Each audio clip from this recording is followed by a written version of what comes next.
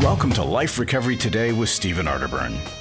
In the next half hour, you'll obtain insights and tools to transform your life using the biblical principles found in the 12-step program.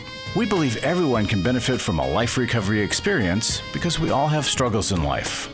Struggles with addictions, food, depression, anxiety, and relationships, to name a few. You'll be encouraged to see how others have found a new way of life with hope for the future through life recovery. Your host is Steve Arterburn, founder of New Life Ministries and Women of Faith, author of over 100 books, and teaching pastor at Northview Church in Carmel, Indiana, one of the 20 largest churches in America. Steve is the co-editor of the Life Recovery Bible, the #1 selling recovery Bible. With over 3 million copies sold, this is the Bible given to inmates by Prison Fellowship and the Pew Bible for the Salvation Army. Now here's Steve. Hi there, Steve Arterburn here, and thank you for joining me for Life Recovery Today. We're going to do an interview with a recovery pastor. He's the author of a book, Stop Hiding and Start Healing, which is a really good idea. But first, I want to talk to you a little bit about the law, this very, very special law, and it comes right out of the 12 laws of life recovery. We love people having equipment. You know, there's the 12 gifts and the 12 laws, but this is the law of faith.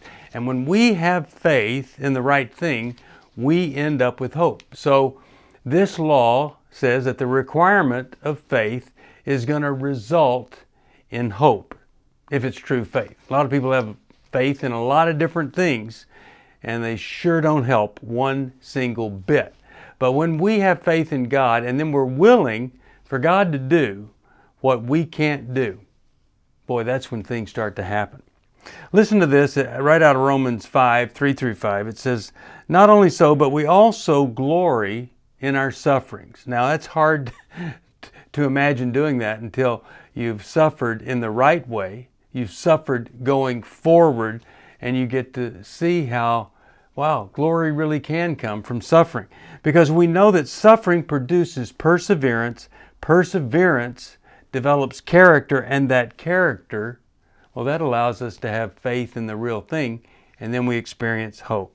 And hope does not put us to shame, because God's love has been poured out into our hearts through the Holy Spirit, who has been given to us. Now, when you just get involved in some old regular recovery program, they're not going to talk to you about the God of the universe whose son was Jesus, and they're not going to talk to you about the Holy Spirit. And that's why it's so great to be involved in a Celebrate Recovery or a Life Recovery group, a Christ-centered recovery program. Now, in the Life Recovery Bible, my wife wrote a little piece about why it's important for us to go to those secular meetings, because if we don't go, they're not going to have anybody there that out in the parking lot. We can answer that question. So what's so different about your recovery journey? So faith leads to hope, and it also leads us to having a very special influence on other people. And I'll tell you, when you have Christ as part of your recovery, there's no plateau, there's no leveling out. You just grow, and you never get tired of growing. So, what's your faith in? I hope it's in the real thing that produces hope. We'll take a break. When we come right back, we're going to talk with Craig Brown. He's a recovery pastor, and I think you're going to enjoy hearing his story and how he's helping others right now. Are you going through your struggles alone? Do you want someone to talk to help you through your pain? Do you feel like a failure when you relapse again, telling yourself, next time will be different? Don't walk this path alone anymore. Join a life recovery group today and be a person that your friends and family can be proud of. God created us to be in community, and we believe everyone can benefit from a life recovery experience. There are life recovery groups all over the country, and if there isn't one in your area, we can help you start one. Life Recovery brings recovery to you, right where you are. You'll take a journey with others to find healing and freedom. Whether you're looking to join a group or start one, New Life Ministries is here for you. Call us at 1-800-NEW-LIFE or visit liferecoverytoday.net.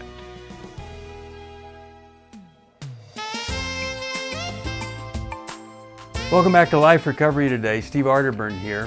My special guest today is Craig Brown. Now, Craig is one of these special people. I love these folks. He's a recovery pastor at Church of the Redeemer in Gaithersburg, Maryland.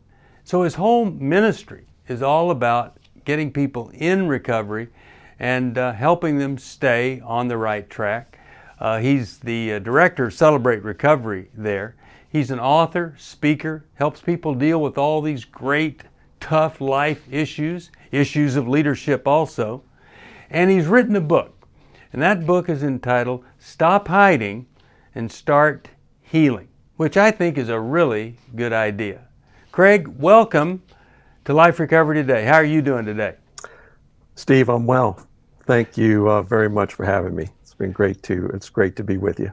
You know, we're always interested in folks that have struggled. We're always interested to know, what was that like back there when things got really tough? Can you share a little bit about your life when it was not so great? In fact, it was pretty crummy. I sure can.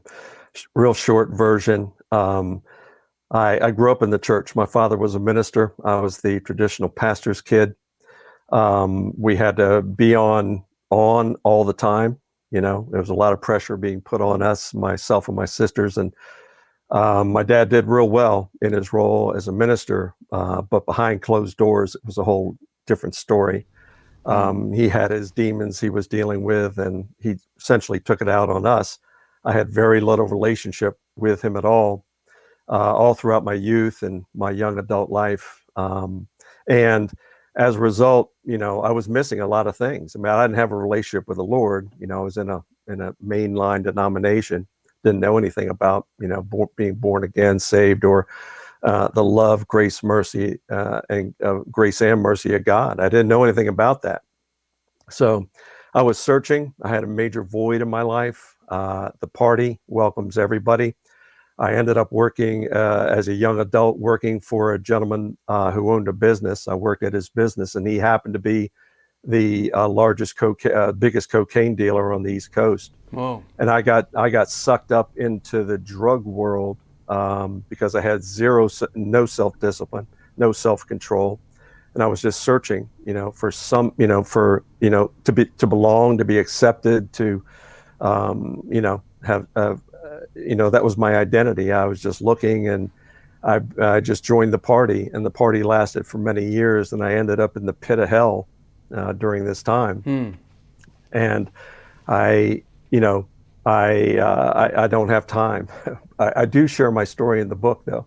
Yeah. But how'd you get out of that? What was the breaking point where you found a different way?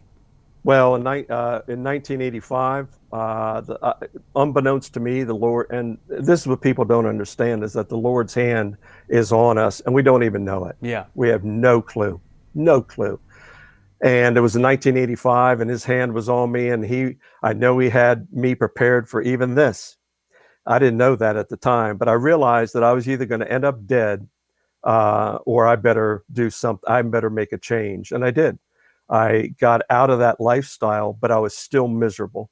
I was absolutely miserable. And I had so much pain in my life as a result of the trauma because I hadn't dealt with it.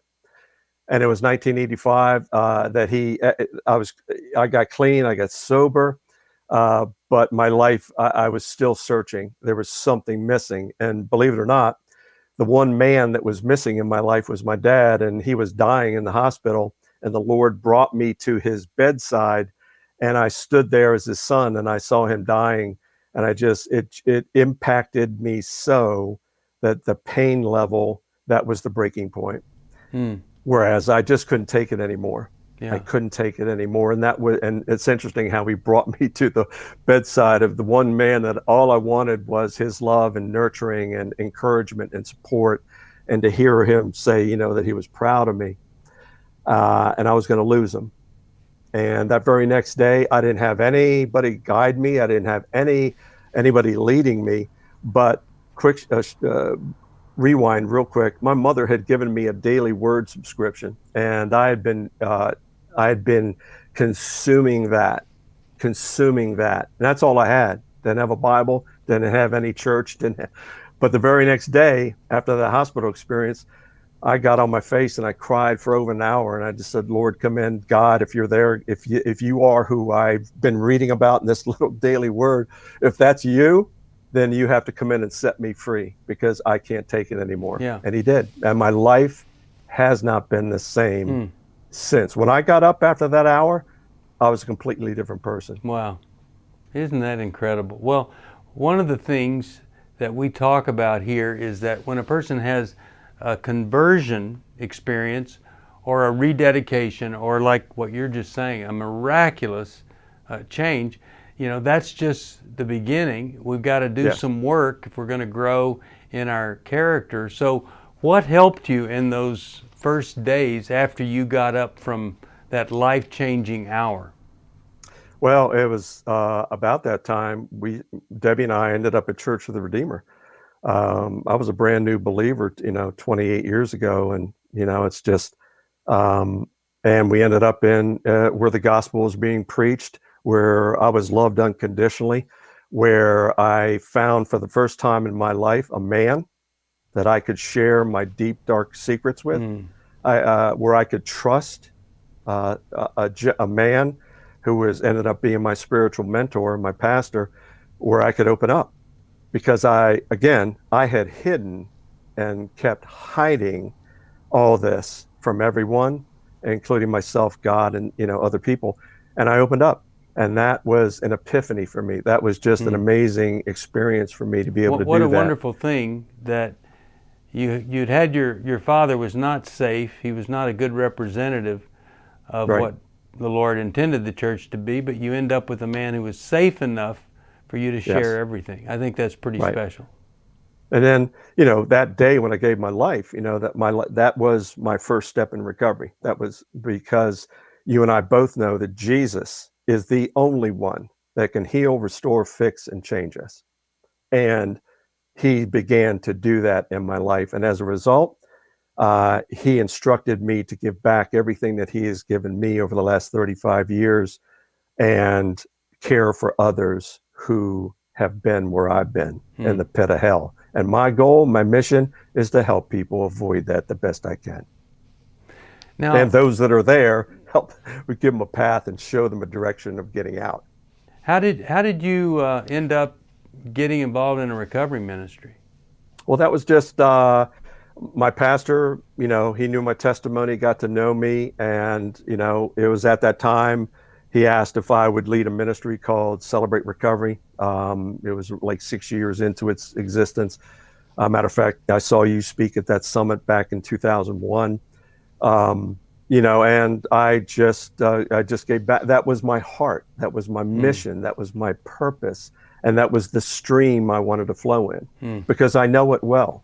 I mean, I know what it's like to be the pit of hell. Absolutely. I know darkness. I know emptiness. And I definitely know pain, which prompted me to write the book, because in my experience, in my role, I just see too many people, especially in churches, hiding rather than healing. All right, so we're going to take a break. When we come back, we're going to talk about this concept of no longer hiding. You quit hiding. You finally shared with somebody and beginning that healing process. And we know that, first we need to see the problem, then we need to say it out loud, and then we can own it. And that's really the grace. That's where the grace comes in, when we're open and honest about it. We'll be back after this. It's hard to find a trusted friend when you're in crisis. Someone who's been there and understands, but who also has the training and skill to give you practical help. Family, friends, and churches want to help, but often they're not equipped to care for those dealing with problems like addiction and pornography, infidelity, anger, depression. New Life Ministries is here to provide help and hope in life's hardest places. We're not focused on making people feel better. We're focused on helping people do the work that will help them be better. At New Life, we have resources available to help you, like books, DVDs, CDs, workshops, and our network of licensed counselors.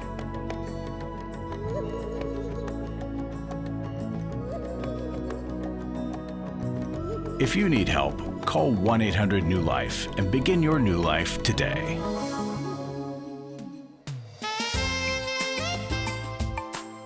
Welcome back to Life Recovery Today. Steve Arterburn here. And before we get back to Craig, I want to show you something. You know, we mention resources all the time. And as many of you know, the Life Recovery Bible has sold over 3 million copies. It is the Bible that folks at Prison Fellowship give to any prisoner that asks for it. They gave away about 90,000 of those Bibles last year. Isn't that spectacular? And also, I want to be sure that you know of some other resources. One is Every Man's Bible. If you're a man, well, we're working on the Every Woman's Bible, but we just have this one, and this can really intensify your Bible study. It's the #1 best-selling men's study Bible. Then I want to you can get that at 1-800-NEW-LIFE. But here's the deal. This is the Restoration Bible, and the Restoration Bible, here's what you would have to pay for a Bible like this.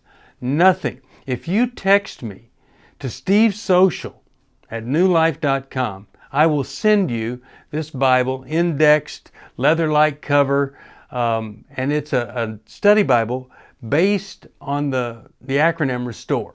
I think you'll really benefit from it. It'll help you. Be sure you've got a Life Recovery Bible, but this one, in addition to that, all you have to do to get a free Bible, stevesocial@newlife.com. Well, we've been talking to Craig, and Craig, you wrote this book for people to just do what all of us stop doing, what we all do, hiding, and begin the healing. So what does the book tell us that maybe would motivate somebody to stop hiding? Well, as I mentioned, just in my own experience and the experience of serving and caring for others, I use the following, and that is, when the pain is greater than your fear, you will begin to change. When the pain is greater than the fear. Than your fear. Yeah. What I have learned, just in my own experience and observing many, many others over the last 22 years, it's shame. Churches are filled with people that are dealing with and in bondage to shame, because Jesus is the only one that can reach our soul, right? And the enemy knows that, and the enemy knows that well. And so if he can pile on the shame on that good Christian believer who's dealing with pornography and serving in church, and or dealing with drugs, alcohol, or whatever that may be, or having affairs and continuing in that horrible life cycle, they will continue to come to church. They'll worship, they'll participate, they'll lead, they'll do what they want to do, what they normally do, but they won't say a thing to anybody because the shame is absolutely wreaking havoc in their life. Yeah. So they continue to hide.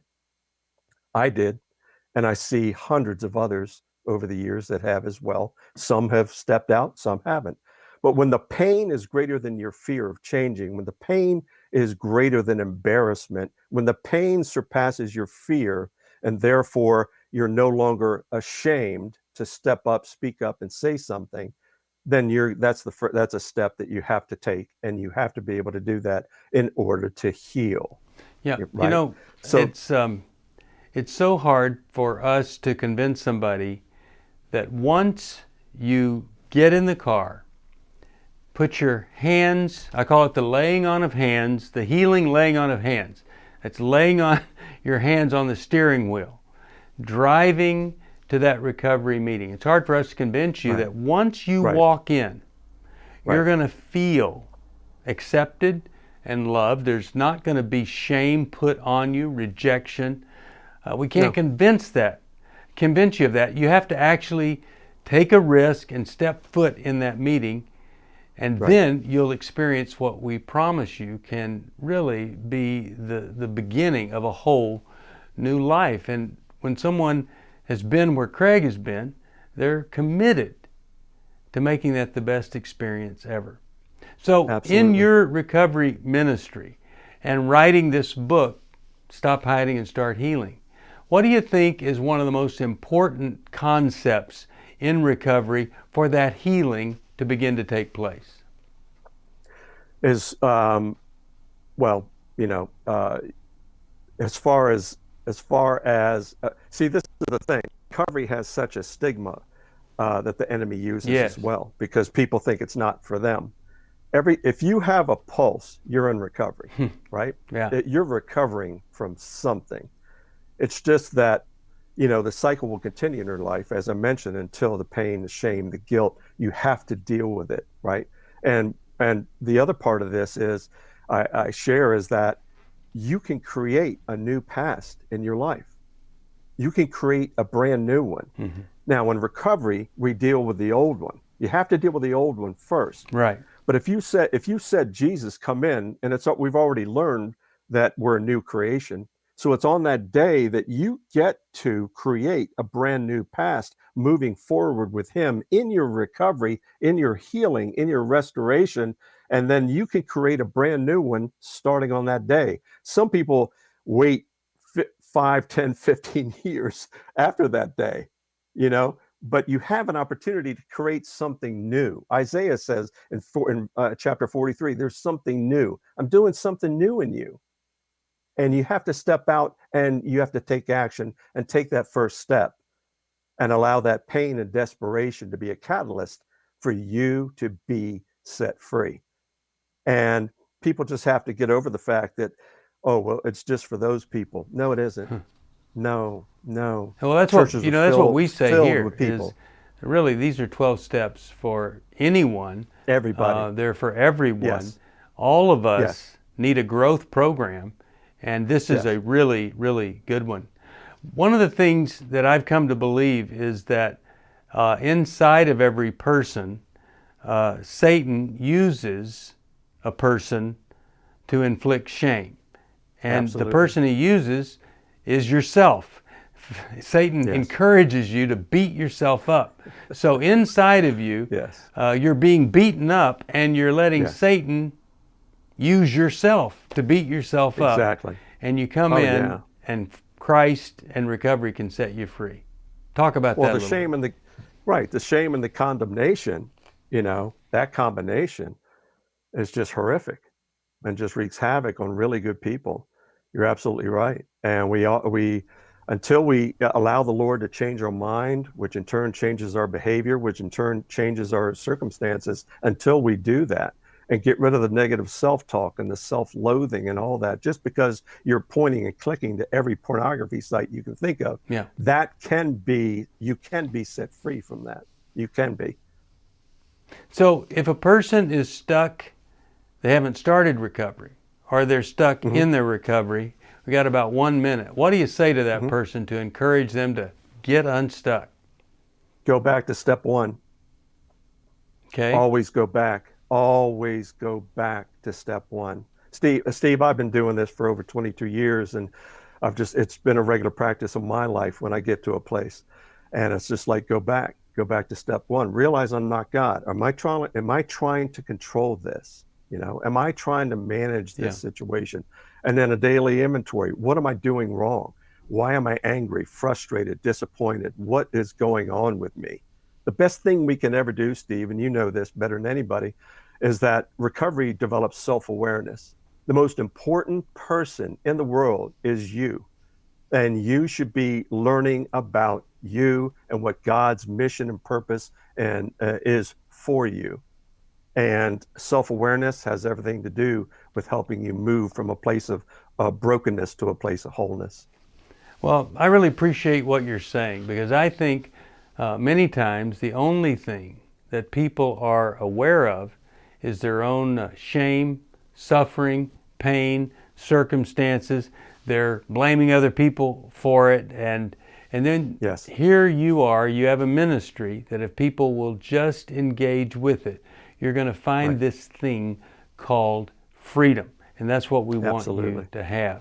I would encourage anybody to get a copy of Stop Hiding and Start Healing. Craig, how could they get that? On the website, StopHidingStartHealingBook.com. Okay. StopHidingStartHealingBook.com. And if you're ever in Gaithersburg, Maryland, be sure and stop by the Church of the Redeemer and attend one great recovery meeting, and tell them hi for us when you go there. We're going to take another break. When we come right back, I've got a little bit of hope, more hope for you, and peace. Life recovery isn't just about making the courageous choice to give up an addiction or dependency. It's a journey towards health, wholeness, and becoming your very best you. If you need resources to help you in your journey, we can help. There are many life recovery resources that you can do on your own, with a group, or with your church.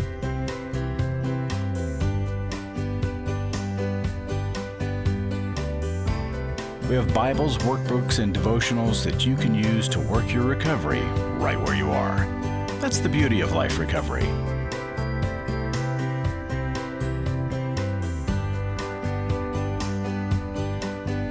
To learn more or to get the Life Recovery Bible or any other life recovery resource, visit liferecoverytoday.net or call us at 1-800-NEW-LIFE. 1-800-NEW-LIFE.